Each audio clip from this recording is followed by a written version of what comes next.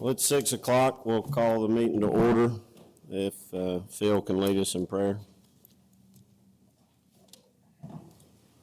Let us pray. Our most kind and gracious Heavenly Father, God, we thank you, Lord, for this another day. Thank you for all the blessings of life, God. I thank you, Lord, for everyone who's gathered out tonight that is showing interest in our community that we love so much. Thank you for the elected officials, our employees, and all of our citizens that make Cumming the great place that it is, Lord. Now go with us in this meeting, God. Please grant us the wisdom and knowledge we need to make the good decisions that we need to make on behalf of the city of Cumming. God, I just ask that you bless us all and just take care of us, lead us, God, and direct us. Give us what we need, Lord. And God, just grant us all traveling graces back home tonight. And Lord, I just pray that everybody here would just have the merriest of Christmas seasons. And God, let us always take time out to think of those that are less fortunate and remember them this time of year. These many favors and blessings I ask in the name of Jesus Christ. Amen. Amen. If everyone will join us with a pledge to the flag. I pledge allegiance to the flag of the United States of America and to the republic for which it stands, one nation, under God, indivisible, with liberty and justice for all.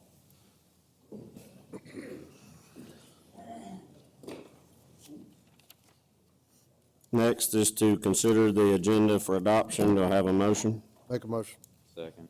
Please vote. Carries 5-0. Next is item 5, considering for adoption the following meeting minutes. Item A, the work session of December 1st, 2020. Motion. Second. Please vote. Carries 5-0. Item B, the executive session of December 1st, 2020. Make a motion to approve. Second. Please vote. Carries 5-0.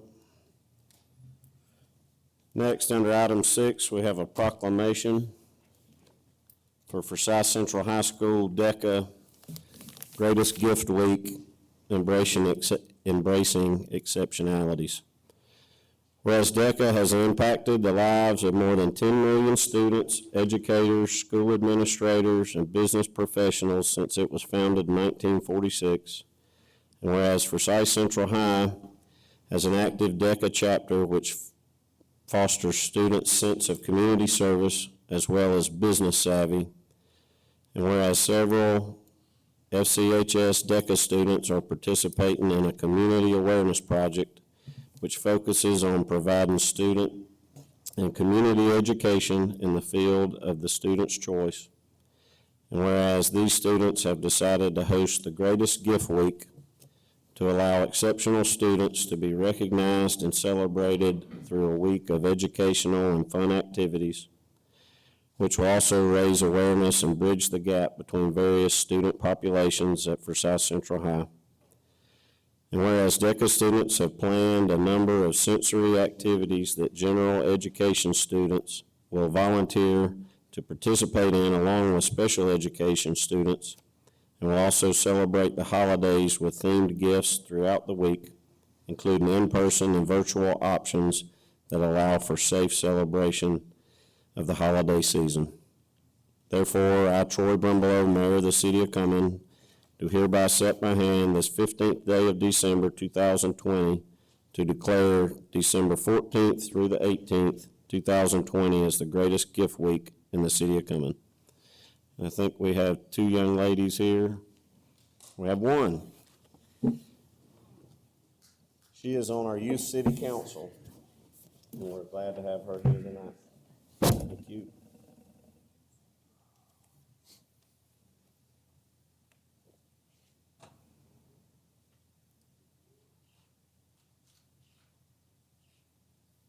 Thank you. Thank you.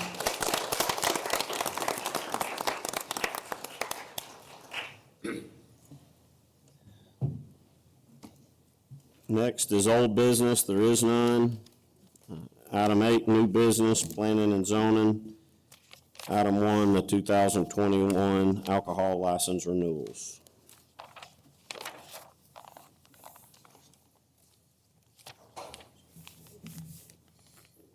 Good evening. The city currently has 56 businesses that hold alcohol licenses.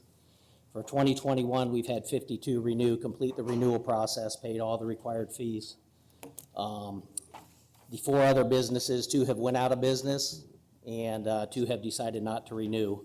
So for those 52 that successfully completed everything and paid the required fees, we recommend that their licenses be renewed for 2021. Have any questions for Lenny or any discussion? I have a question, just for information. Why do they vary so much in price? Depends on what type of license they hold. If they do one with, like a full service with distilled spirits, beer and wine, that's a set price, whereas a beer and wine license is cheaper. Thank you. I have a motion to approve. I'll make a motion to approve. Second. Please vote. Carries 5-0. And just one other thing, those 4 businesses that have not renewed, the 2 that went out of business and the 2 that chose not to, their licenses will be terminated effective January 1. Thank you, sir. All right. Next, item 2, the rezoning application 2018-321, the Villages at Brooks Farm, public hearing. Thank you, members of the council. Before you open the public hearing on this item, I would like to read the Planning Commission staff report into the record, which is in your packet. The agent has made application on behalf of the property owners and to the proper authorities to rezone 151.649 acres, more or less, from a combination of single-family residential, office professional, planned shopping center, to planned unit development for the purpose of constructing a mixed-use development to be known as the Villages at Brooks Farm. The future land use designation for this property is mixed use. Therefore, this proposed rezoning is in conformance with the city's comprehensive plan. The Planning Commission held a public hearing on October 20th, 2020, and public comments were gathered. After that hearing, staff and Planning Commission members worked with the applicant and finalized zoning conditions and other project documents. On November 17th, 2020, in accordance with the attached 57 zoning conditions dated November 9th, 2020, the accompanying rezoning plan, Villages at Brooks Farm, and the project booklet dated October 20th, 2020, the Planning Commission voted unanimously to recommend approval of this rezoning request. And as I said, this will require a public hearing. Yep. Mayor, before we do that, I want to announce a recusal for potential conflict. And before we call the public hearing into order, I want to ask the council to not act in a vote tonight so that you've got enough time to digest all the information, new and old. So do I have a motion to open the public hearing? So moved. Second. Please vote. Carries 4-0. Have anyone that would like to speak in favor of this zoning application?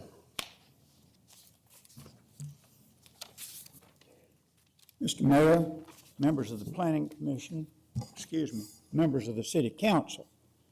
I'm Emery Lipscomb. I'm here on behalf of this rezoning request. And I think to set the tone, that it would be appropriate for someone who is familiar with this property to come forward and speak to that. So I would, with that being said, I would ask Mary Helen Magruder to address this. Thank you.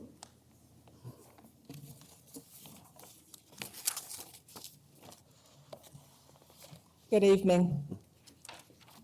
My father died in 1983, and at that time, property jointly owned with my uncle, Dr. Mark Mashburn, and their business partner, Dr. Bob Dunn, passed to my family. It took us years to get these properties divided, and at that time, it became evident that extended family ownership of property is a recipe for disaster.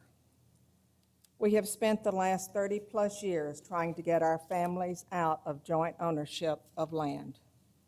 While we know that we have been very fortunate that our grandfather, uncle, and father recognized the long-term benefits of land ownership in our community, we have also had the very difficult job of balancing the family interest of various different ages and stages of life. The decision to sell this particular piece of land was not made quickly or easily and has been tough for all of us. However, we know that we cannot continue to pass jointly held land down to the next 2, 3, 5 generations to come. We started this process at Christmas breakfast in 2015, and 5 years later, here we are. In 2017, we met with the past administration to get their input on the potential sale of this property and felt that an application for a residential subdivision would be supported. We put the property on the market and had several potential purchasers.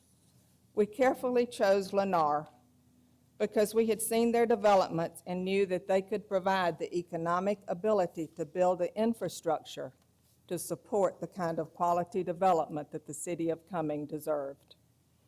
However, as always, politics and things change. And in 2018, we had a new administration with new ideas. We were asked to put our previous plans on hold and use a new zoning category that was being developed by the city. Lennar agreed with this request, and we submitted a rezoning request in August of 2018 to comply with the newly written planned unit development category. After over 2 years and 30-plus different plans, here we are tonight. We have a recommendation of approval of support from your professional staff, a unanimous recommendation from your Planning Commission, in conformance with the comp plan, and this property is shown on the future land use map as mixed use, which is what this application provides. We are going to sell this property. The only question is to whom and how it will be developed. You have the chance to have a development that you have helped create with your new PUD category and all of your input. We have a current zoning for the majority of this property of office, professional, and commercial. And if it were sold today for that use, there would not be any approval required by the Planning Commission or the City Council. There would be no opportunity for additional conditions, and the only condition that would apply would be those necessary for the appropriate building codes.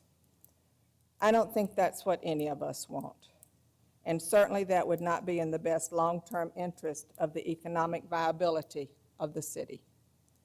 Additionally, with the change in the office environment due to the current pandemic, we're not even sure that would be a viable classification for development for now, the foreseeable future, or maybe ever.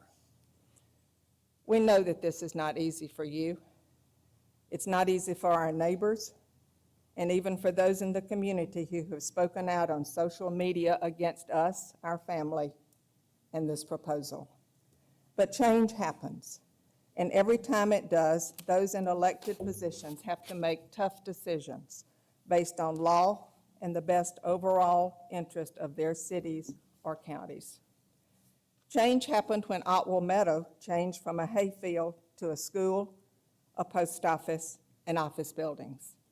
Change happened when scrub pine trees and old cotton land became Marketplace Boulevard. Change happened when you kept your signature campaign promise to bring a city center to Cumming, Georgia. And now, one more change is being proposed. Not an easy one, but like all of those that have come before it, one that we believe is in the best interest of the future of our city and our county.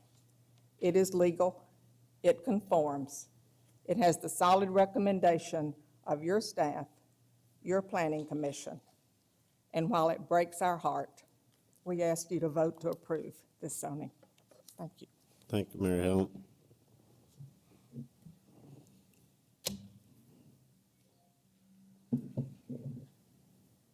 Mr. Mayor, with your permission now, I would like to call Jim Bowersox to the podium. Thank you. That'd be fine.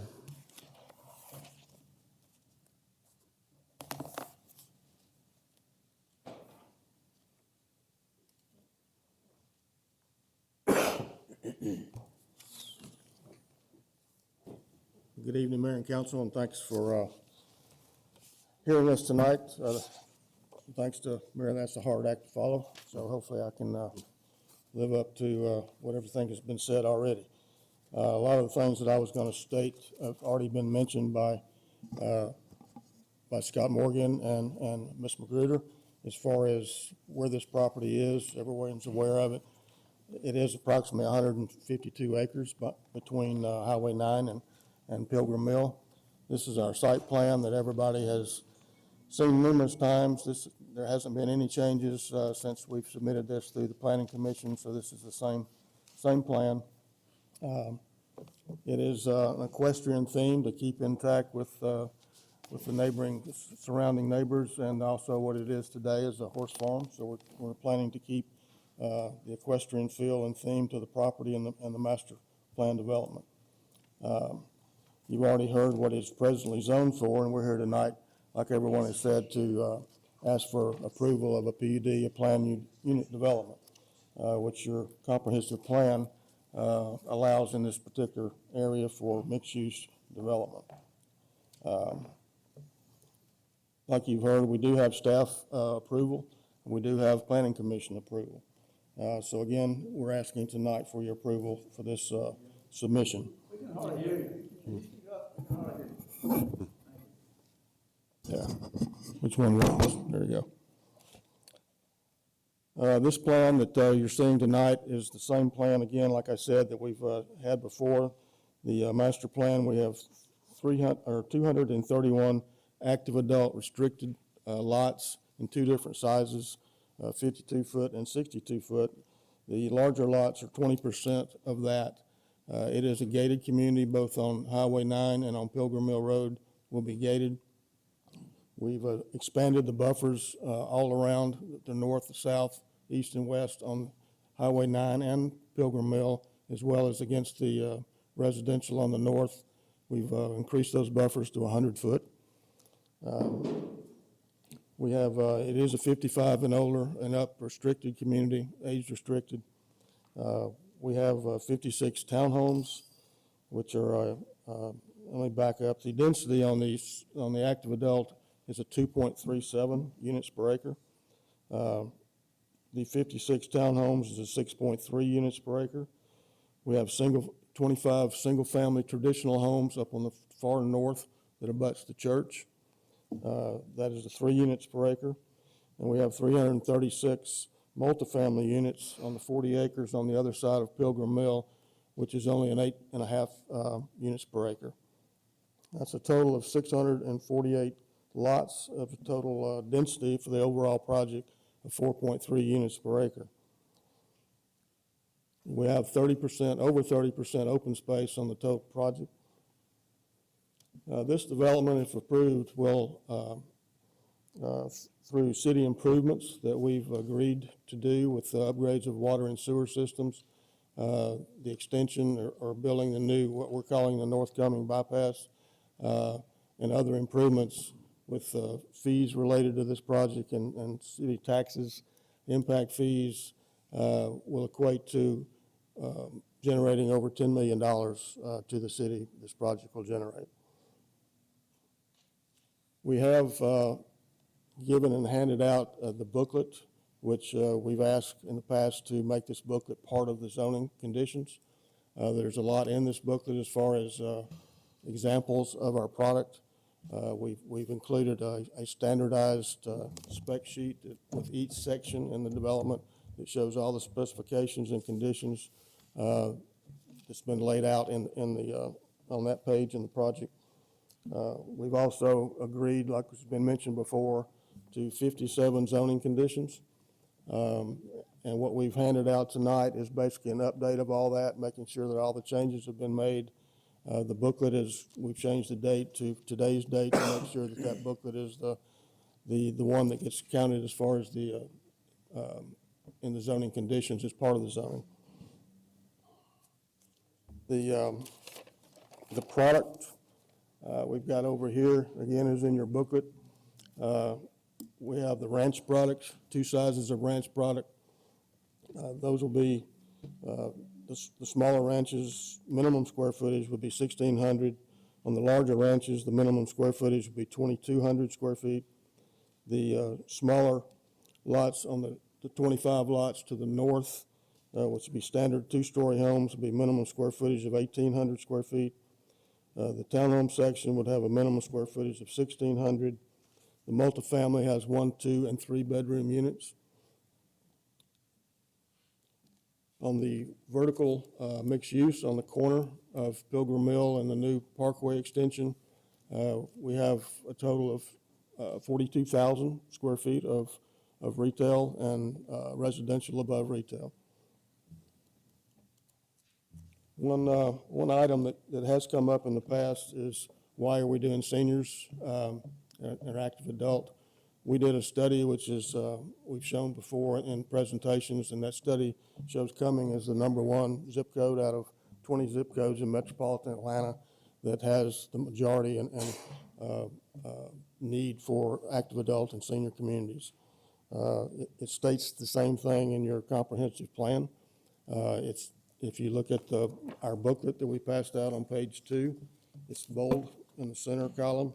And that's right out of your comprehensive plan that states that the senior living is a need, and that most of the remaining large tracts in the city of Cumming will be developed in this type of nature of master plan senior living. And that's a quote right out of the comprehensive plan. We have, again, our amenities. That's the board over here. It's also in your book. We'll have a large amenity geared towards the seniors. In the 231 lot section, it'll be on the Highway 9 side. It will have a large clubhouse geared towards seniors, a pool, passive parks. On the Pilgrim Mill side, we'll have, again, gated on that side as well. There's a large passive park coming in on the Pilgrim Mill side. The first home is set back almost 400 feet from Pilgrim Mill Road as far as the setbacks. There's a large park, as you can see on the plan, that green space that'll be developed there. And in the booklet, we have renderings that shows how those will be planted and how those will work. We have interconnecting sidewalks within the whole community that goes from the active adult through the townhomes, across from the multifamily, all ties back into the retail section. So everyone has walkability from anywhere in the community to get to any other section. And to get back on the amenities, besides the pool and the clubhouse, it will have tennis and / pickleball courts. And then I'll leave my time, any remaining time, for rebuttal and anyone else who would like to speak in favor. So, or if you have any questions, thank you. I have a question. Yes, ma'am. In this 30 acres of open space, do you have a park at all? Yes, ma'am. I mean, the parks are included in that. Where?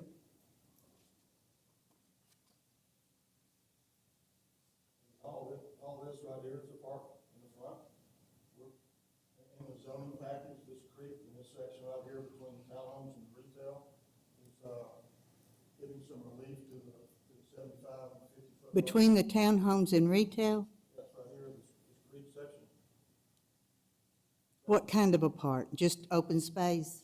It's open space, we've got a bridge across this, we've got walking trails through here, all this will be re-landscaped, parking area for walking trails. And that's where the retail's at? Yes, ma'am. Well, now, you don't plan to build the retail until that road's completed, correct? So the road's not even on the books, so that'll be years. The road will be built, recommitted, and it's in the package. The road will be built, phase one, whatever we build is phase one, that road is part of phase one. But the road's not even, the Cumming bypass is not on the books. When you say books, I don't understand. It's not planned to be built anytime soon. So you're gonna build your part of the road before the Cumming bypass is built and just stop it and put your retail in. Yes, okay. And you've got walking trails in that area. Do you have them anywhere else? Yes, they're all through the whole community. But that's sidewalks, right? Yes, sidewalks and park green space, yes. Okay, how much space is between the housing and the 55 and over? 10 feet. 10 feet? Yes. Between foundation to foundation? Yes. On these lots that are only, the ones in the north that aren't 6,000 square feet, what are they, 4,800 square feet? Are the foundations there 10 feet apart? Yes, ma'am, they're the same. Same, even though you've only got 42 feet in the lot, right? They're a different product. They're a two-story traditional product. They're not the ranch active adult. Okay. You hadn't mentioned the apartments at all. Is it not part of this zoning? I did mention them. I call them multifamily. It's the same thing. The apartments Yes, ma'am. that are across the road, Yes. but you're not building them? I am not. Our partner is here tonight. If you have any questions for that, he's here. We have other pictures. We've actually upgraded what they intend to build, and we've shown that to some of the council members. And And he will talk about the apartments? if we need to, yes, ma'am. Okay. Are you buying all the land? Yes, And then he's going to buy it from you for the apartments? correct. Okay, thank you. Thank you. You said the spacing was 10 feet apart, is that correct? Yes. 5 foot side yards. Again? 5 foot side yards. Is there anyone else that'd like to speak in favor of this rezoning request?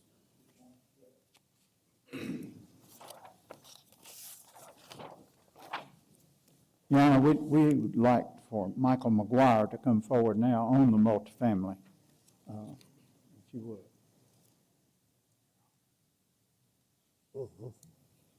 Talking to me.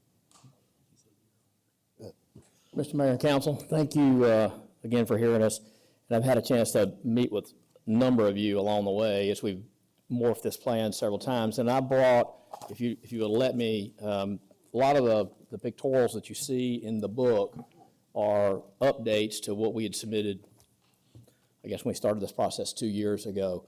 And so if you're, with your permission, I'd like to give you all a supplement to that, which I will also give to staff. For you to be able just to have these and take a look. So we're clear on what our commitment to the product is. Thank you. Thank you. You're welcome.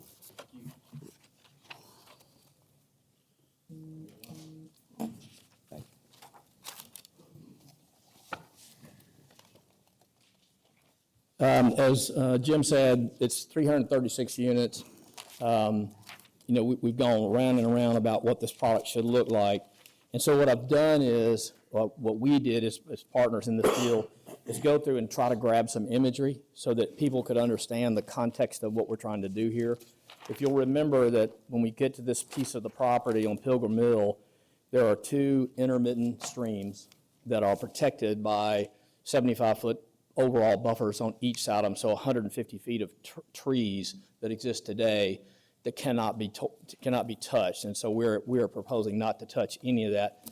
So there's this window of opening along Pilgrim Mill. I'm going to guesstimate this about 100 feet, that we will cut our driveway into the property. There's a single entrance into this property, and it'll work its way to the first few images, which is potential images for how we felt like this leasing office should look and fitting into this farm thing, Brooks Farm theme that Jim and Lennar had come up with for the overall project, and we agreed with that. And so we kind of came up with some images and ultimately drew a couple of potential leasing offices so you could see what that facility looks like. And then behind that are the buildings themselves. And so we've rendered the buildings, both the 3-story side and the 4-story side. And so you'll understand, everybody I think understands this piece of property. It rises from Pilgrim Mill to the top of the hill where the power lines are 100 feet. So these buildings will all be well up the hill, and we'll have to step in order for us to maintain the buffers that we've got and the areas that we're not touching at all. The buildings will all be what we call 3-4 splits, 4 on the Pilgrim Mill side, 3 on the upper side. And to make it clear that we're not cutting the view of what the upper side looks like, we've included elevations for both sides of the building, so you can get a sense of what this will look like. The other thing, and then I've just threw in some individual pictures of the interiors of the units. This is the product that we're building, and as Jim had said for his book, he's certainly wanting that to be entered into the record as an exhibit to the zoning, and I would recommend the same thing for this. I've done this a number of times in other jurisdictions where it's very difficult in writing to say exactly what you mean when you say you're going to build a quality product. We're happy to have this entered into the record and make this a record of the quality of what we intend to build here as an example. Last thing I'd remind everybody, which I know you already know as part of the conditions, is that before we ever receive the first permit on this, we have to submit full working drawings to the city for your approval. So you're going to get another crack at whether or not Worthing is living up to its word in building the product that we've proposed here. So with that, I'll answer any questions you I have have. a question. You know the elevation goes up. Yes, ma'am. Okay, the houses that sit there, you're gonna be looking down on them. Yes, ma'am. You're gonna be looking across like the mountain looks across. Yes, ma'am. All right, those houses, their value is gonna be nothing but remove them for probably commercial because of the fact that your buildings are going to be so high and they're gonna look down on those houses. I don't know that I would agree with that. At first, it was supposed to be housing. I don't know what happened to the houses. That fits so much better with the houses that were already there. I can't speak to that. I can just speak to what, when Lennar came out to the marketplace to look for somebody to build the multifamily, we put in a bid for it, and we won it, and we're happy to do that. Now, what he's just put up is, I'm gonna walk over there and I'll come back and I'll explain it so so that everybody here can hear me. And I'm happy to have that section go in there. So what we did to answer your question is that we had our engineers draw a section through Miss Mattie Rue's house, that's her house, all the way up the hill to the first building, the one that will be behind her house. And so you'll understand the scale of this. From the back of her house to the front of my building is 385 feet, more than a football field. From our property line to our first building is 140 feet of saved trees that are 50 feet, 60 feet tall. So I almost defy you to believe that my building will be seen hardly from Pilgrim Mill, because that's the reality of what's on that hillside. Your building's 3 stories. Where will 4 the stories on parking that be? side. Behind it, 4 stories on that side, on her side. 4-story, 4 stories and the parking's behind it? behind it. For some reason, I thought the parking was under it. I don't know No, where I ma'am. came up with that. No, ma'am. It's But the parking's behind it, and behind it's it. a 4-story building. Correct. It's always on the 3-story side. Well, that's not true. Some of the parking's on the 4-story side. You got to think that if I'm on the terrace level, the fourth floor, the bottom level of this, I'm not going to want to, I'll either walk in straight from that parking lot, or if I'm parking on the 3-story side, I'm willing to walk down one. And I know my residents are willing to walk up 2 flights to get to their apartments. Do it all day, they do it every day, have done it for millennials. So what we've done is place the buildings in a way that the parking is where it needs to be so that people will be comfortable in walking down 1 or up 2. Nobody's walking up 4 flights of stairs. They're just But I'm not doing it. saying, if you're driving along Pilgrim Mill Road, you're gonna see that building. Let me show you.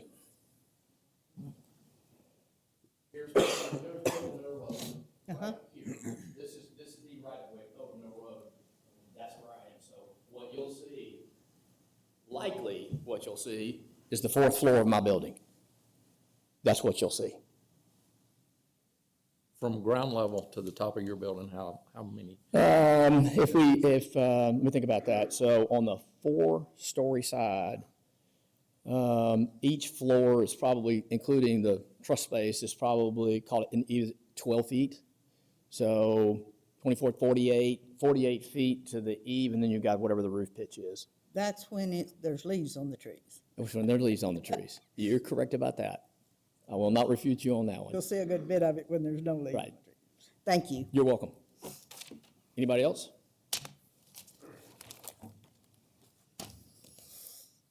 Is there anyone else that would like to speak in favor of the rezoning request?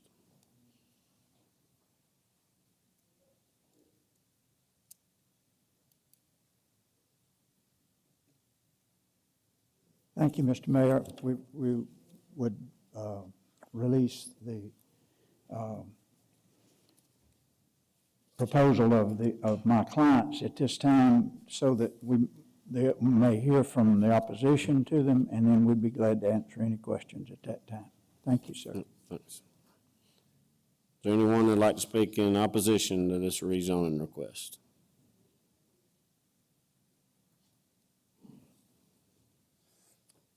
Hi there, my name is Zach McMillan. I represent a group of concerned citizens, many of whom are here and many of whom couldn't be here today with COVID concerns. I certainly, we've tried to be as concise as we can. Myself and Fonda Harrison will be speaking today. I'm sure there may be others that want to speak afterwards. I had some planned statements, but I do want to kind of comment on some of what's been said already. Ms. Magruder commented on the process in selling the land, and we would say that we have no issue with selling the land. We're not naive to the fact that this land will be sold. I myself am a fourth-generation landowner from Gwinnett County, gone through the same process. So understand that. Our objection is to this development as it is, not to a mixed zoning, not to a PUD, but to this development. I also say, as we go through this, I think it's kind of funny, if you look at all the signs, everything we put up, they're pointing at y'all. There's none pointing at the people here. I think that's kind of indicative of what they think of our opinion. The property currently has a constitutional zoning. My understanding is for a constitutional zoning to be rezoned, it has to be a unique value to the community. I don't think this presents a unique value the way it's presented. I'm sure there are values, but we would ask for more. The other thing I would say is, to the earlier comments, yes, it has current zoning. If something's built on it, it's currently zoned, won't bring nearly the value as what's proposed today. So I think that's a flimsy argument. I'd also say that the bypass will be developed at some point,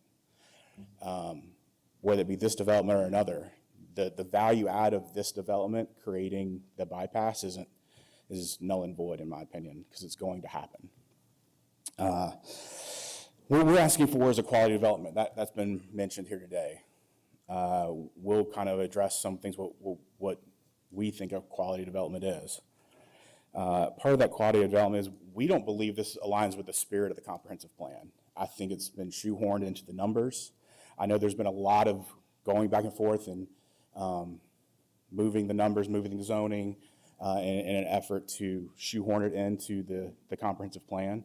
But the spirit of the comprehensive plan is for a mixed-use development that reduces traffic, that serves the development itself, and brings value, brings commercial, brings things that we don't have today. One of the pieces of the comprehensive plan is job creation. One of the pieces is 1.5 jobs per unit. I don't see anywhere in this development that we are creating 1.5 jobs per 700-something units. This is really the crown jewel. It's the last remaining large property in the city, at least within the corridor of downtown. This combined with the city center are going to be the bookends of the extension of our current downtown. That being said, we have a huge opportunity, but also with any investment. We've all seen our property values flourish right now because of potential. With any investment, the wrong decision could cost us all that investment. I would say that we're not naive that this will eventually could be a mixed-use development. We're opposing this development. We're opposing the density. We're opposing the apartments. We're opposing that it doesn't meet the spirit of a mixed-use development. With any mixed-use development, the idea would be commercial at the center, the highest density towards the center, and fanning out from there, with a R1 equivalent being towards the outer perimeter of the development. Here we have apartments at the outside of this development. I'm sure we would argue that this will increase property values. I'll argue that over the long term, this will decrease property values. That being said, because long-term property values are based on jobs, parks, opportunity to commercial and shopping, and most importantly, schools. The 55 and over certainly provides possibly a need in the community, but it doesn't do anything for our schools. It doesn't provide revenue, tax revenue for the schools. It doesn't provide, we need a revitalization. We need younger families moving in. We need to look at the county in general, where we have developments that have been developed that are revitalizing and bringing tax dollars and bringing young families to our schools. The property developed as proposed doesn't do that.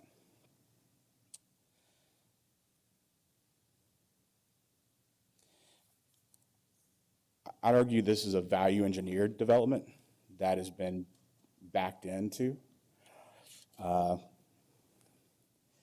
that we've shoehorned in minimal commercial, and to create that value, to create that level of revenue, we've added apartments.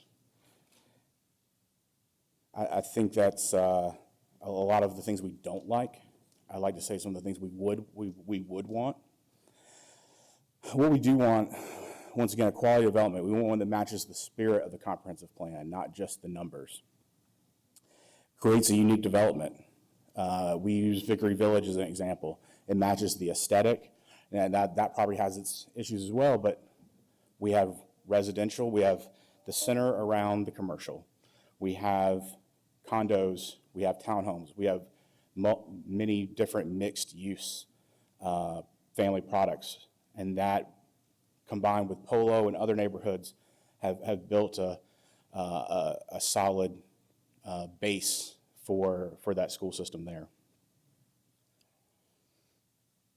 We would ask that, we would like to see no apartments, but if we are going to do apartments or equivalent condos, that should be towards the commercial. That should be above the commercial. The additional 300 and odd number apartments on the outskirts, makes no sense for a mixed-use development. If you want apartments, that should be zoned that way. We'd like to see more green space. I know there is some green space here, but more importantly, we'd like to see green space that uses the natural beauty that's currently there today. Instead of clear cutting and replanting, clear cutting and planting equivalent, a tree that took 100 years to grow isn't the same as one you're going to plant the next day. So I'd like to see a tree ordinance as well with a development. I think that's most of our points. I think our biggest point is also that, once again, there have been tweaks to this. We see them in the meetings, and then we have to digest it and come up with our rebuttal and our thoughts on it. I don't think we'll have another opportunity for a public hearing, but I would request that we do have an opportunity to digest this information and maybe share our thoughts via email or electronic communication on the items we haven't seen until today. Thank you. Thank you. Thank you.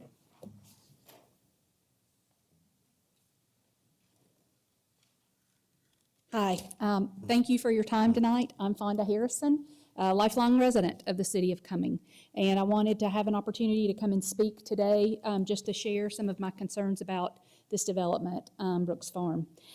First of all, just to reiterate what Zach said, certainly our concern is not about a property owner's right to sell their property. That's absolutely within their right, and everyone should have that opportunity, but it really is more about what this particular development is bringing to our area and concerns that this development could bring. You know, as Zach also said, this particular green space in the city of Cumming is really probably the most prestigious piece of property, green space left in our city. And to think about the fact that we could have a tract home type development such as this on those rolling pastures overlooking Sawney Mountain is really disheartening to someone who walks by that pasture land and sees those views every day. There's so much more that a housing development could bring with different types of homes in that particular area, and that really is a big concern with it. And you know, that goes along with the quality of this development. This particular development seems to be focusing on quantity and not quality. And maybe it's that quantity that is being said is required to be able to support the price of that particular property. But I think if we consider different types of development, different types of homes, that we could also have the quality that the city of Cumming and the residents of the city of Cumming deserve and expect. And, you know, when we talk about it, Zach mentioned the Vickery or the polo fields. The idea is that we would want people to be so proud of this particular development and what it brings to the city of Cumming that they would say, I want to move to Brooks Farm. I want to be a part of that community. We know that people come to Forsyth County. People are coming in droves to Forsyth County. Wouldn't it be great if we had that type of development within the city limits of Cumming, that people had that same enthusiasm and pride for living within our community? A major concern with this particular development is the fact that many of the housing opportunities that are provided within this development don't promote permanency of living. And because they're going to be rental properties. And rental properties don't bring a commitment from our residents to our community. That's important not just to our city and the well-being of our city, but it's important to our school system as well. I talked about people moving in droves to Forsyth County, and we all know, kind of a double-edged sword here, people move to Forsyth County for our school system. And that's great, and our school system has done a wonderful job of building and being able to provide a quality school system. But one thing that happens when you bring developments into a community that don't promote permanency, that promote transiency instead, that quality has a greater chance of really diminishing. In my role with the school system over the past several years, I've had the opportunity to work with other districts and see the challenges that those communities and districts face due to transiency and people that are not committed to the communities because they're not paying school taxes or because they don't necessarily can't afford to live in a permanent home. And that's a huge concern. I think that it's important that the developments that are considered for the city of Cumming actually help improve the schools that we have within the city limits of Cumming. We know capacity is an issue. Our middle school and our high school within the city of Cumming are currently over capacity, even with redistricting that's already occurred for East Forsyth High School and Hendricks Middle School. Cumming Elementary is currently under capacity, but with the new developments that are coming in, that capacity is going to grow. I think it's incumbent upon you as our elected officials to consider the types of developments that we have and what kind of students and families that's going to bring into our system and also our community. And I think that that's something that's again really important for the future of Cumming. We want to continue for Cumming to be a place that people strive to live, and also that have that high quality of living that we currently have. And I think that that's very important. You know, I looked at the conditions that the planning and zoning shared and passed along to you all as councilmen. And looking at those different conditions, it was interesting to see, you know, they've recommended several different HOAs for the different developments. To me, when I see different HOAs for an apartment, different HOAs for the townhomes, different HOAs for the single-family residences, how is that really going to be a true commitment and keep that level of excellence that we have or that you all expect from this particular community? You know, it was already mentioned the 10 feet between the different slabs for the homes. That's concerned too. That's promoting density. Also, the small rental units. That really is is encouraging that transiency that I talked about before that really is not good for any community, but also our schools that I mentioned. That's the main points that I wanted to make. So I say to all of you, as elected officials, you really represent everybody, every citizen in the city of Cumming. It's incumbent upon you when you think about that you're actually representing, and not just the current, but the future of the city of Cumming. So is a development like this truly in the best interest of our current residents and the future of the city of Cumming? Thank you. Thank you. Anyone else? Council, Mayor, I'm William Stone. Full disclosure, my grandmother is the Miss Maddie that was mentioned. So we are the property owners that the apartments will surround. I know in the letter of intent, I know that the law firm says that won't negatively affect the properties. I find that impossible to believe as someone who's been there my entire life. I agree with everything that was said here. I think to put a point on it, you know, the developers and the attorneys talked about the PUD and conforming and whatnot. If you've truly read the PUD, it really is, it's toothless, right? It has a lot of shoulds. It defines should as a suggested guideline. Appropriately, Section 8 is suggested guidelines. It has a suggested guideline layout of an Excel block where you put in what you have. So conforming isn't exactly what it sounds like, right? You have shall defined, but surprisingly, it's never used in terms of what has to be made to conform.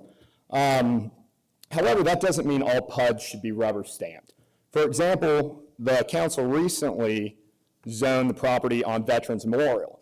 It's about 1/3, right? It has 25,000 more square feet of retail in it. It also has access to larger roads. It's a much different zoning than what's suggested. I think we talked about schools, right? Obviously, that's a big deal. I think schools are important.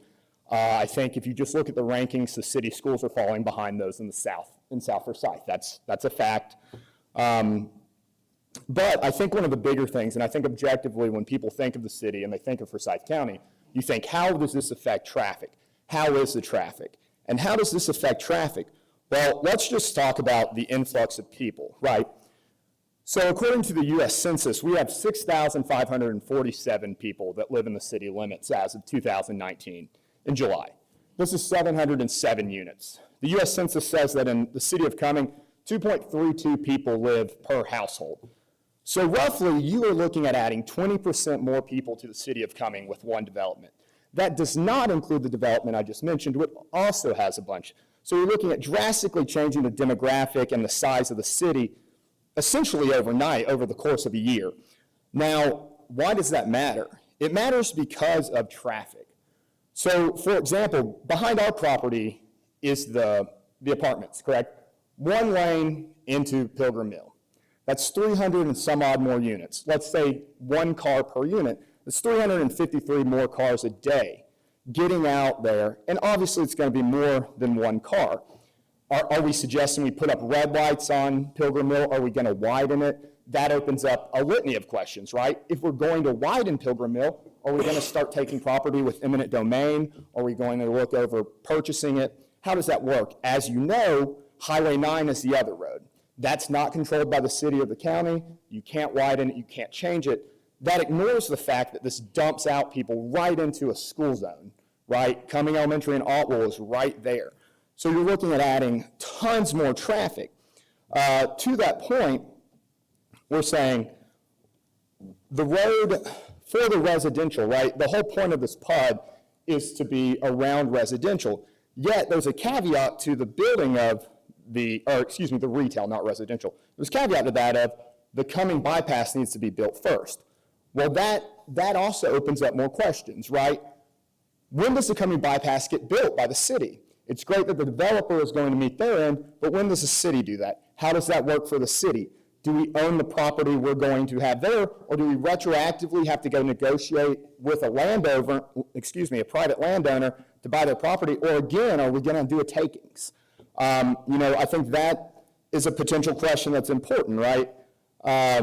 So just the idea of putting this many more cars and people on the road onto a 2-lane road and then a 3-lane road that has a turn lane, I don't understand how that works without other infrastructure, such as red lights or roundabouts or widening Pilgrim Mill.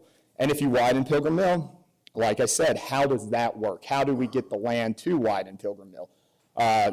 Obviously, it's not going to be on the side of the development, so that would mean that it's going to go into private landowners that are citizens, your constituents. And I think those are a lot of the questions. I think a lot of the important things came up, to talk about some of the stuff that was brought up. For example, the active adult community, right? I understand that people want to move here as an active adult community. That's the highest and best use of the property, right, for a developer.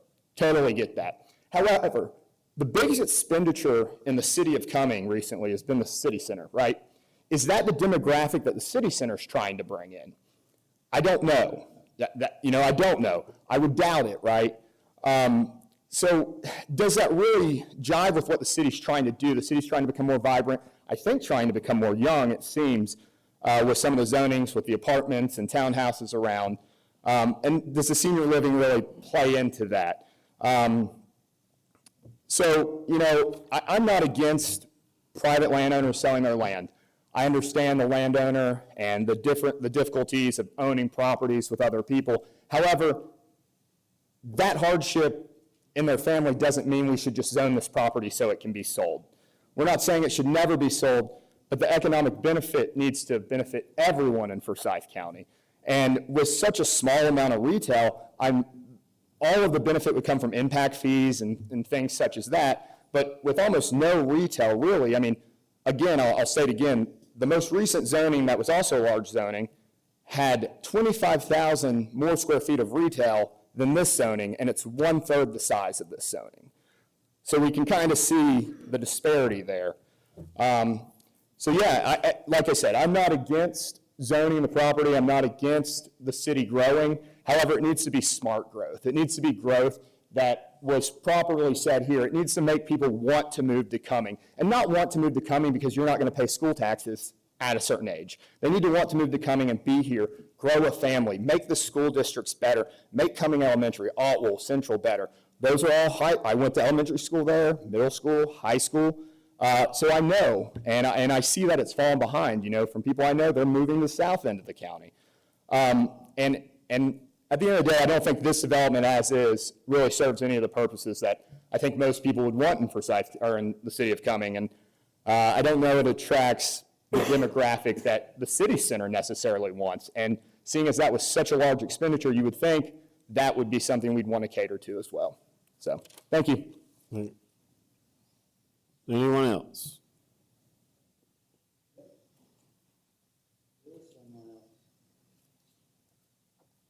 Okay, if I take this thing off, I can't talk. It's all up to you, my friend. First of all, I want to mention a point that was brought up, 10 feet between the houses. I represent Holy Spirit Church, this Church of the Holy Spirit. A couple of years ago, we had Fire Commissioner Danny Bowman come to our church. And I said, Mr. Commissioner, in that Ryan Home Development, which is from Marketplace to Sanders Road on the right as you're going towards the dam, if one of those houses catches on fire, how long is it going to take for the fire to jump? He said, Fred, it's going to take 4 minutes. If he doesn't get a fire truck in there in 4 minutes, the fire is going to start to jump. So when you have one fire and you don't get them in there, it's going to be 5 or 10 or more.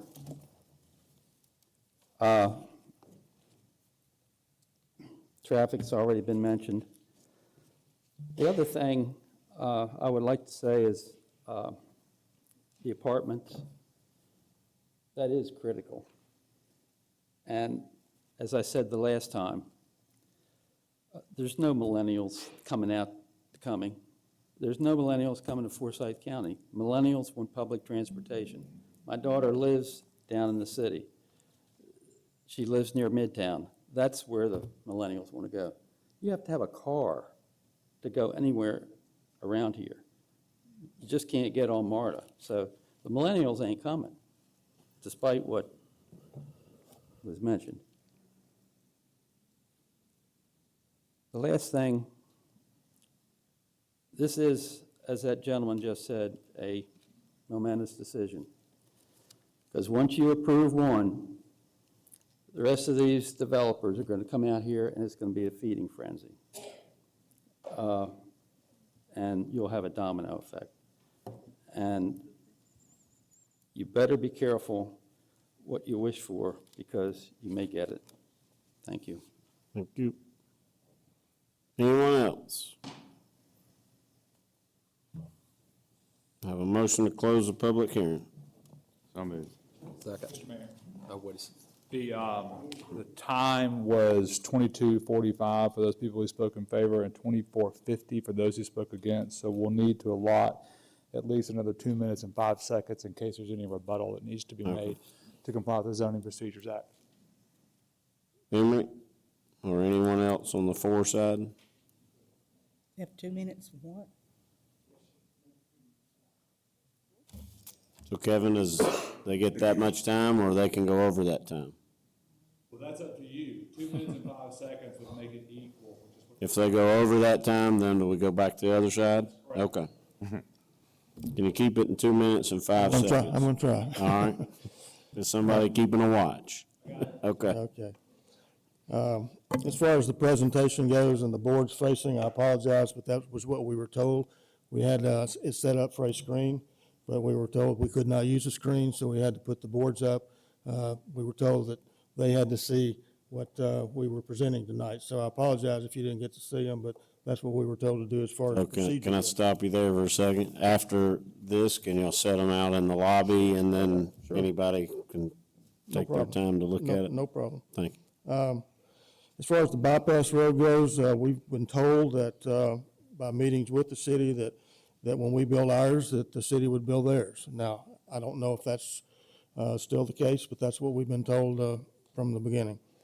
As far as the density goes, we're well below with what the comprehensive plan for this type of zoning allows.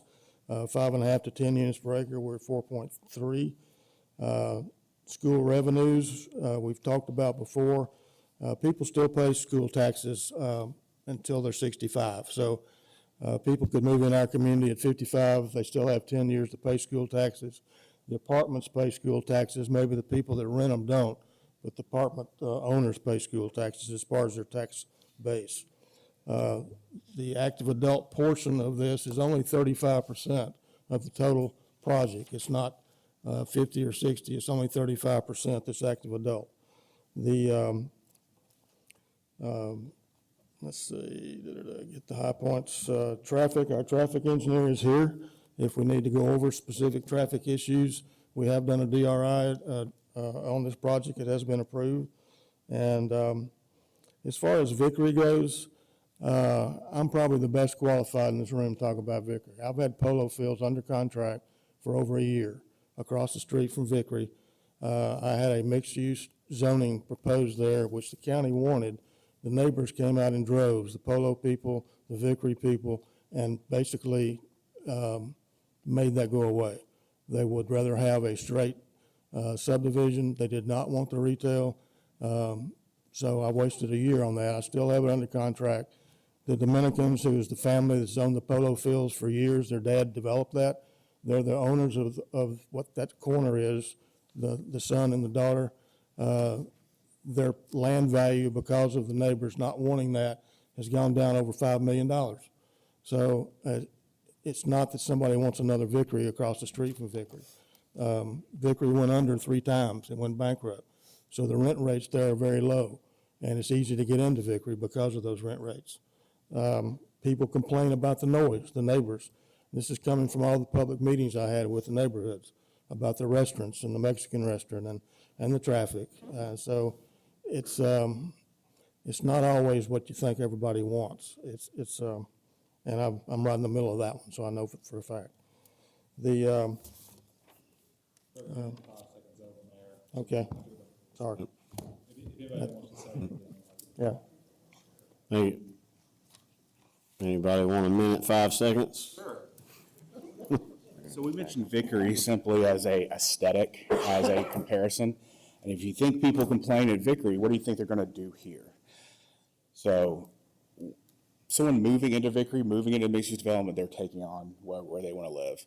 So just to go back to, across the street from Vickery has nothing to do with Vickery or this project. It has to do with, we mentioned Vickery as a comparison to a property that has an aesthetic, it has a similar build to mixed use that would fit in this area. The complaints and things like that are really not comparable to what we're talking about today. So that's it. Are we close enough on time? Nobody else wants to talk, sure. Anybody else? Maybe 12 seconds left.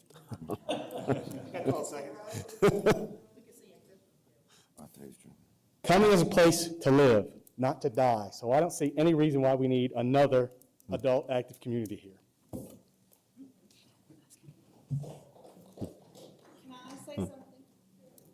Where are we at on time? I'm not, It'll be 15 seconds. the Polo property that he was talking about, why they didn't want that property that he was offering, because it was a 55 and older community, not a family residential community for multifamilies. That's why. so now we're good on time. Yes, sir. Do we have a motion to close the public hearing? So moved. Second. Please vote. Carries 4-0.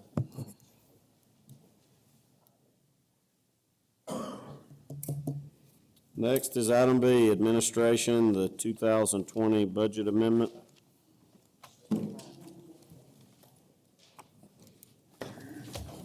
Thank you, Mr. Mayor and members of council. In your packet tonight, you will see the budget amendment for 2020. It's for your consideration for approval. This is necessary to balance the budget that was submitted last year to the state for fiscal year 2020. And I'll be happy to answer any questions that you might have.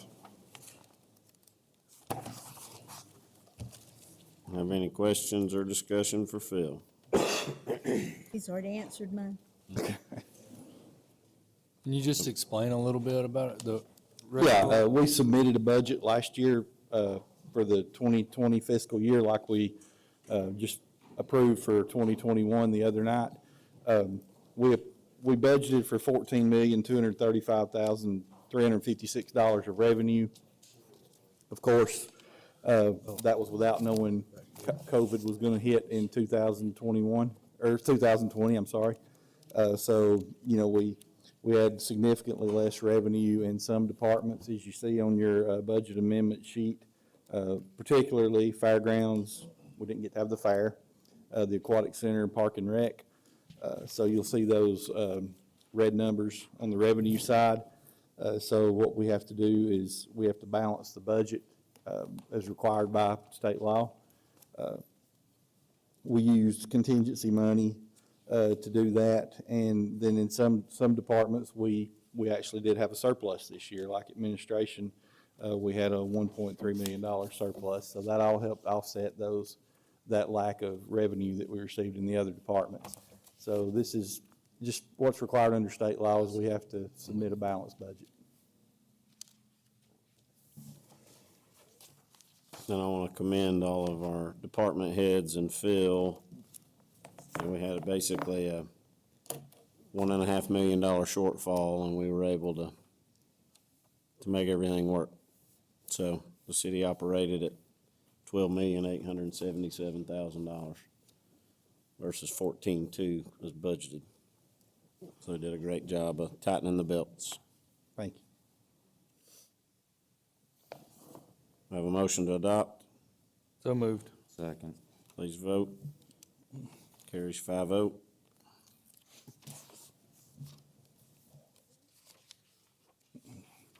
Next is the city center RFP results for buildings E, F, G, H, and L for concrete. Yes, sir, Mr. Mayor. We had several RFPs to go over in this section. The first one, as you stated, is for concrete and slab work for buildings E, F, G, H, and L. An An RFP for concrete construction for these buildings was submitted on November the 4th. Tonight, I'm here to report the results on that RFP. Two companies submitted proposals for this project. First was Cooper Construction. Their base proposal was $1,320,000. Their alternate, add alternate for the sandwich slabs, which all these buildings will be required to have, was $763,000. The second company was Multiplex LLC. Their base proposal was $1,595,000. They did not submit an add alternate for the sandwich slabs.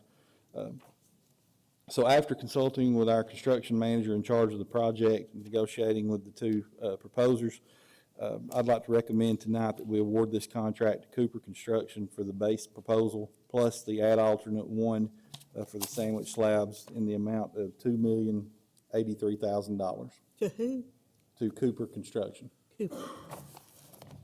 For how much? The total is $2,083,000. That's for the base proposal plus the alternate for the sandwich slabs. Thank you.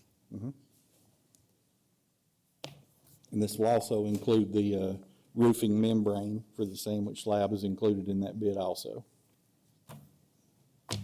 Now, I don't know if it was on different buildings or we just discussed this before.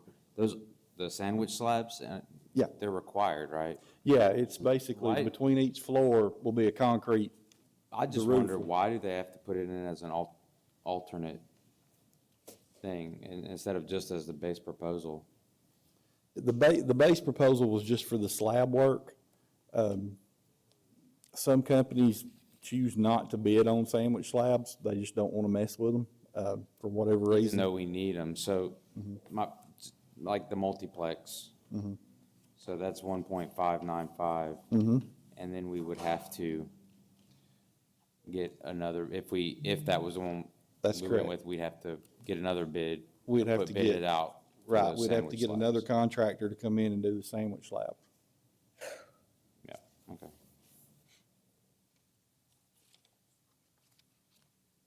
Any other questions? This also includes the grand staircase in this bid too.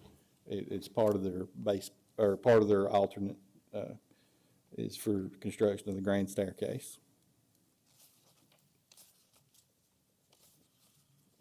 I'll make a motion to approve the bid by Cooper and Company. Second. Please vote. Carries 5-0. Okay, the next one, I'm sorry, Mayor. I guess Item 2, RFP results for buildings A, B, C, D, E, F, G, H. We don't have I, but we have Nope. L and M, electrical. Yes, sir, Mr. Mayor. The RFP for this was submitted at the same time on November the 4th. Tonight, I've got the results of those proposals. Two companies, again, submitted proposals for this project. Cooper Construction submitted a proposal in the amount of $1,985,000, and Capital City Electrical Services submitted a proposal for $3,200,000. After consulting with our construction manager in charge of the project, I would like to recommend awarding this contract to Cooper Construction in the amount of $1,985,000. And I'll also add that this includes all fixtures. That's a big discrepancy. Well, true, and we had a pre-proposal meeting, and we had several contractors come in for it, but we only had two that actually followed through and submitted proposals. I mean, that's $1 million. Well, it's, You can do a lot with $1 million. And the proposals, were they apples to apples? Were they doing Yeah. anything different? yeah, we didn't have any add alternates or anything involved in this. At that rounded off number, it looks like Capital City just threw that out there. If they Yeah, and do that it, great. happens. I mean, you'll get contractors, you know, at certain times of the year where they've got plenty of work, and their theory is, I'm just gonna throw a big number out there, and if I get it, good, and if I don't, we keep working on what we're working on. Looks like that's the case here. Well, good. And we've looked over Cooper Construction, or their proposal. Everything seems. Yes, the construction manager, Belton Properties, has reviewed these. They have included recommendations that are included in your packet that back up the recommendation that I'm making tonight on all these trades.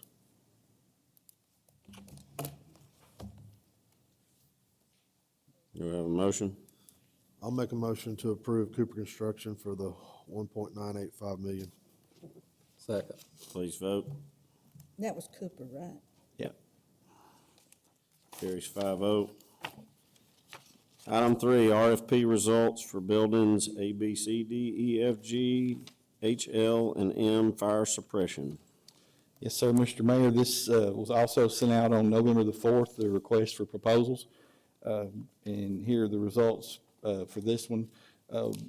Only one company submitted a proposal on this, and that was Cooper Construction, in the amount of $380,000. They also included an ad alternate for $8,000, which is for a check valve, a 4-inch dry line check valve. And I think this is something that will be required by the fire marshal that we have included in this building. So they added it into their bid.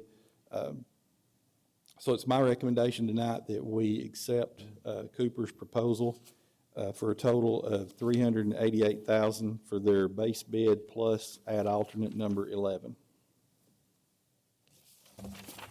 Any questions for Phil? Now, what company is that one? It's Cooper Cooper. Company.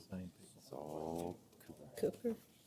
I'll let you, but So my question is, that's 3 for Cooper Construction, Mhm. that they recommended. Is there any economies of scale that multiple, any further savings that they win multiple bids? Fire suppression. I'm going to answer that. What they do is they have deductive alternates that are included in all their proposals. As you get into the construction phase, our construction manager, our architect will work with them. There may be cases in the different trades that as we go through the construction process, they may find a cheaper way of doing something. If they do, they come back to us as a deductive alternate, a deductive change order, so to speak. And it would be presented to the mayor and council for their approval, because, you know, you're talking about changing maybe the aesthetic somehow, or, you know, it won't get approved unless it's, goes through the mayor and council, though. Mhm. Yes, you're welcome. any other questions on fire suppression? What is fire suppression? It's sprinkler system. Oh, okay. The lines, the water lines that feed it.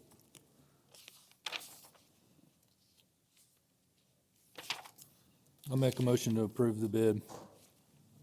second. Second. We have a motion and a second. Please vote. How much was the bid? $388,000. $388,000.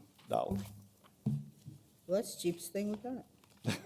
Next is item 4, RFP results for buildings A, B, C, D, E, F, G, H, L, and M, HVAC.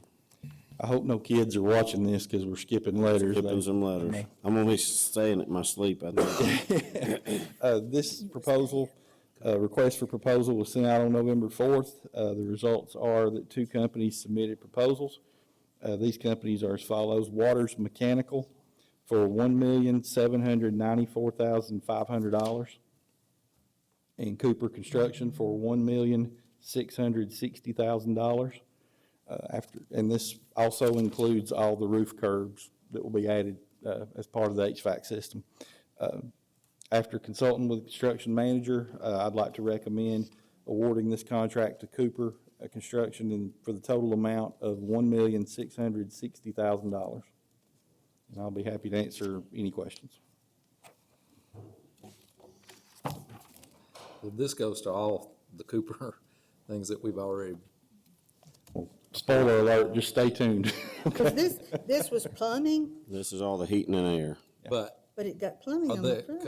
are we good with their time frame, with our time frame with Cooper? Plumbing's the next one. Yeah, Oh, the okay. construction managers sat down with them, and 1,000. they'll be, the contract we submit to them will have a time frame that all work's got to be completed in. If it's not completed in that time frame, they start giving money back. So they're highly incentivized to get it done on time. Yeah, just want to make sure we wasn't getting. Yeah. You know, pushed back to, Yeah.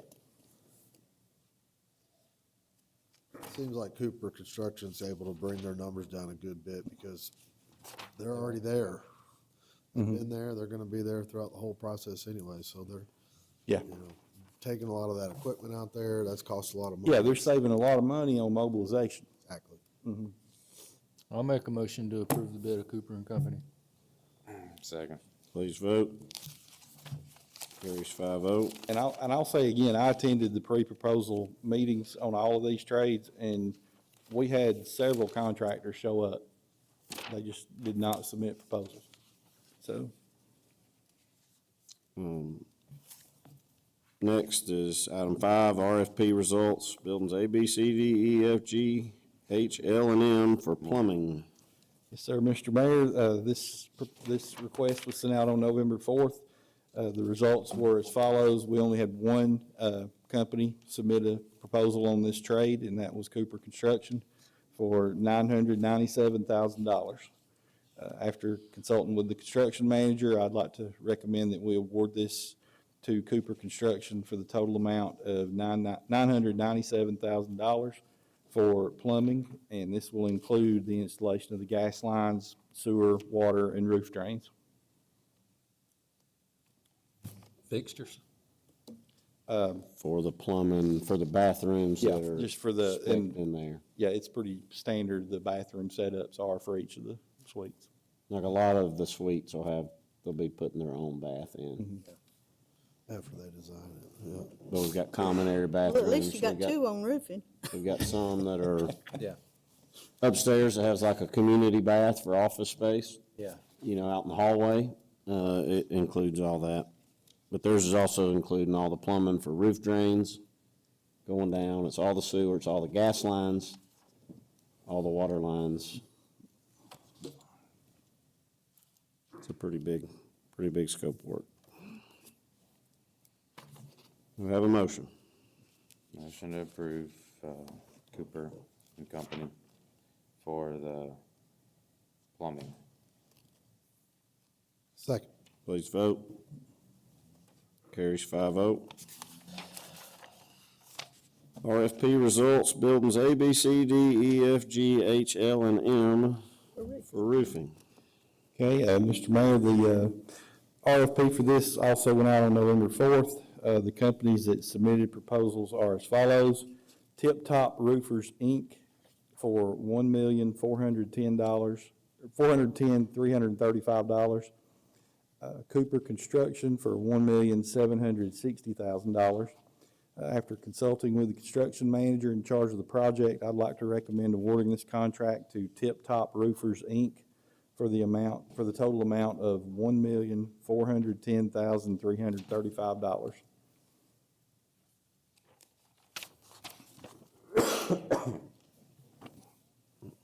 Any questions or discussion? Is that all these roofs? Yes. Yep, that's all the roofs.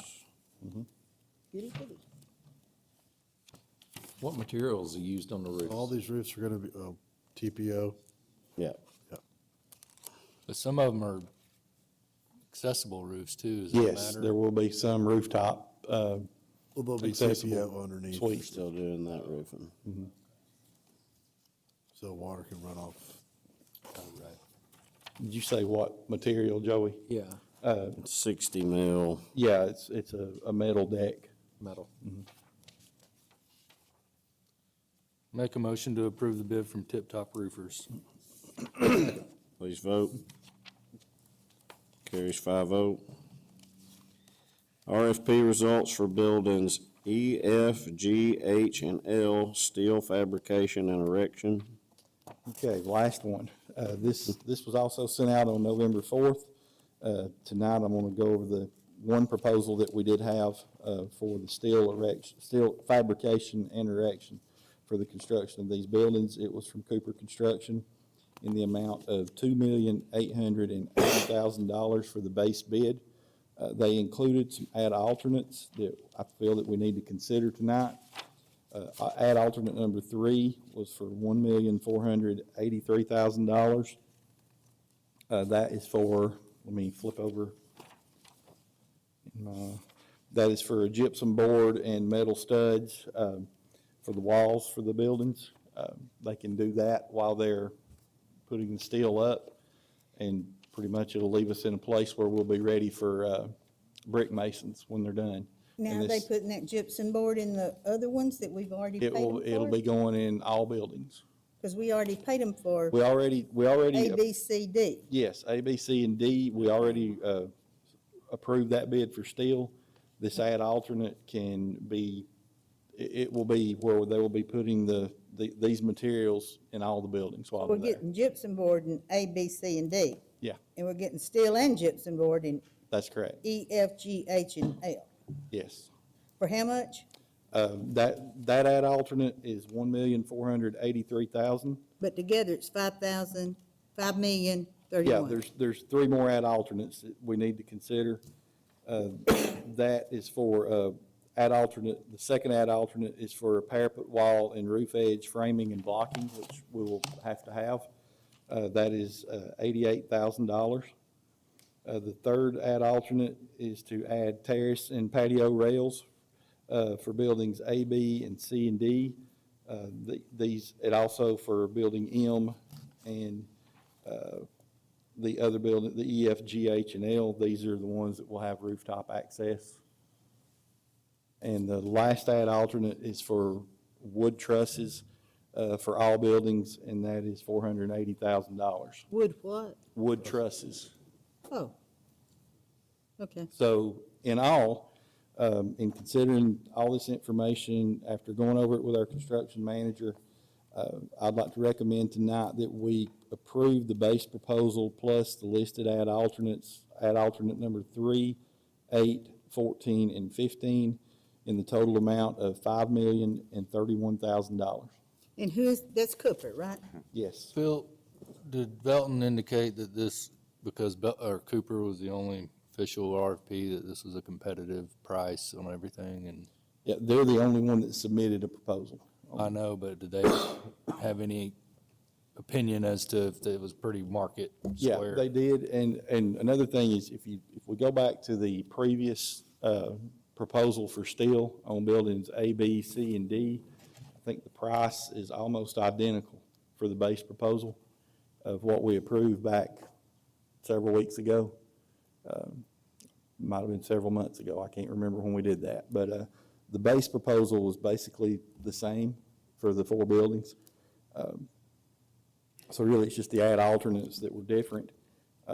And talking to our construction manager, he also feels there's an importance to approving this sooner than later, as building materials, if you've been following the trend on building materials, they've been getting more expensive daily.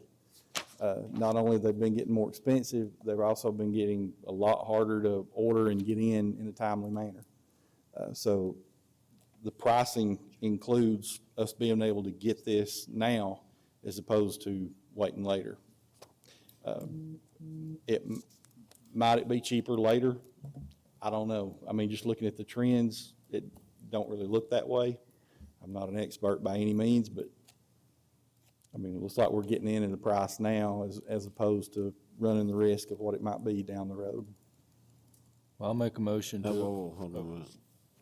I'm trying to find. Told us to hurry. I know, but I'm trying to find in here in the description from Belton, it doesn't lay out the gypsum board. It doesn't lay out what buildings that's for, so I'm just trying to find in Cooper's right quick to make sure that that's for all the buildings. Yep, there might be. Let me look and see if I can find that.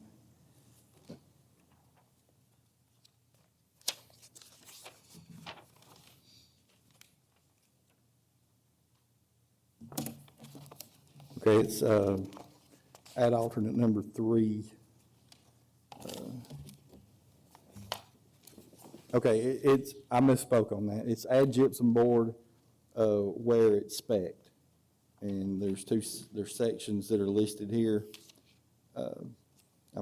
That's probably referencing something on the plans.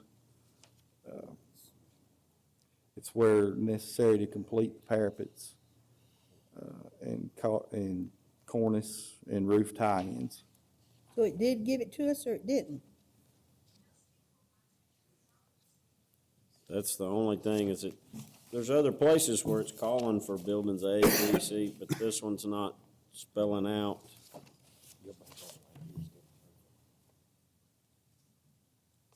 You know, the buildings Yeah. that, Let's see, F, G, and H. it's got the price, but it doesn't spell out what buildings.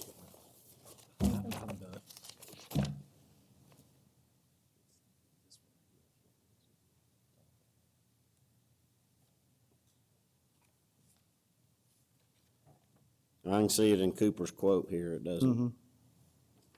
I think that's probably their intent, but because these others are including buildings that I don't know that it says are that not we're part of the paying for steel that. scope. Could we approve that on a contingency? With the understanding. Because it's not included. There's alternate A. Yeah. Okay. You got that? Needs to include all the buildings, Well, for, add alternate 3. Yeah, to add alternate number 3. Was that included in the price? no, that's the only thing that just caught my I eye. think it was. Go back to. Find that price. So I guess I could change my recommendation then to, I would recommend we approve this bid for $5,031,000 for the base proposal, plus all the add alternates with the contingency that add alternate number 3 is applicable to all buildings. Make a motion to approve as stated. Second. So the 5,031 included all of it or not? That's what we're gonna, we can The pass it. motion's made contingent that we're approving that ad alternate if all the buildings If it are. included all? Yeah. Correct. And I have a motion and a second. Please vote. Carries 5-0. And I'll check with Belton and Cooper tomorrow, and I'll let you know It's hard to tell by looking at these. the outcome of that.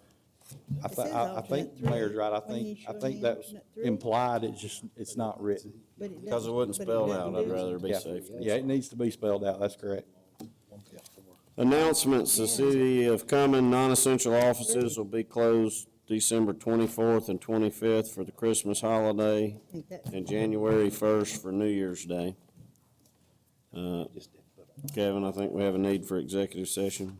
Yes, sir, for, Oh, no, I don't. both of them for leasing of real property, Mr. Mayor. Have a motion to go into executive session.